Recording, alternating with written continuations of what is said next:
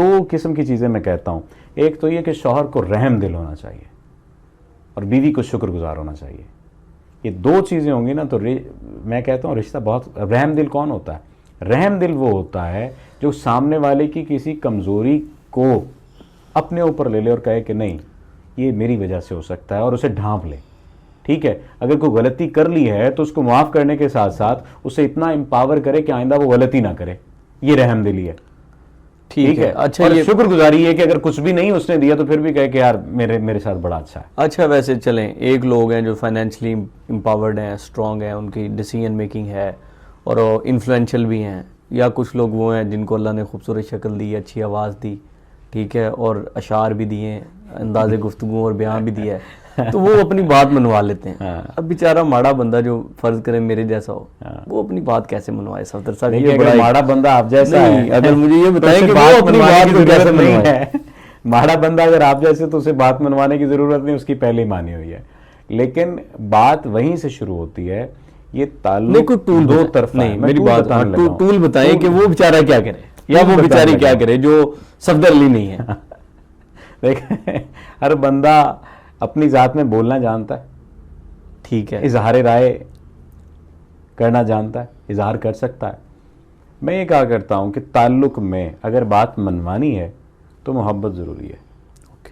محبت اتنی زیادہ ہو کہ سامنے والا نہ کر سکے, انکار نہ کر سکے.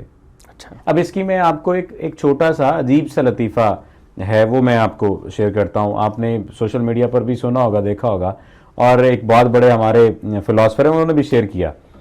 انہوں نے کہا کہ اب جب ہم چھوٹے تھے, لطیفے کی صورت میں اسے لیجئے یا حقیقت کی صورت میں, چھوٹے تھے تو ہمارا پلان بنا کہ ہم نے اس دفعہ گاؤں میں گرمیوں کی چھٹیوں میں دادا کے گھر جانا ہے. اوکے, ٹھیک ہے, پلان بن گیا, ڈیسائیڈ کر لیا ہم نے سب کچھ. امی کا پلان بن گیا کہ انہوں نے جانا ہے نانا کے گھر. اوکے, دادا کے گھر نہیں جائیں گے. ٹھیک ہے, ہم نے تو سوچ رکھا تھا کہ اعلان بغاوت بلند کریں گے. ٹھیک ہے, ابا کو جب کہا تو ابا نے کہا ٹھیک ہے کوئی مسئلہ نہیں ہے.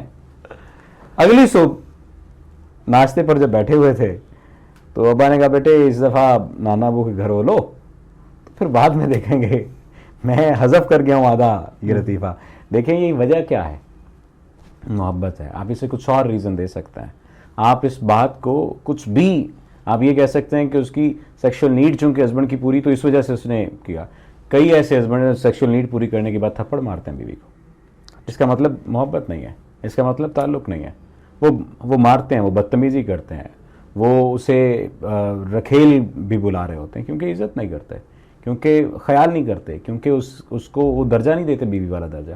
تو وہ شخص اس کو بیوی والا درجہ دیتا تھا تو اس نے اپنی بات منوا لی اور وہ چلی گئی.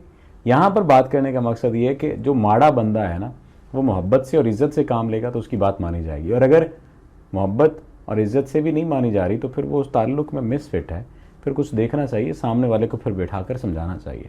اگر پھر بھی نہیں سمجھتا تو پھر یہ ہو سکتا ہے کہ وہ آپ کا راستہ یہ میرا راستہ ہے. پھر وہ طے کر لے گا کہ ہاں مجھے اگر چلنا ہے اس ماڑے اور نیانے کے ساتھ تو اس کے درجے پہ چلنا پڑے گا. ماڑے اور نیانے لوگ اکثر تعلق میں اچھے رہ جاتے ہیں.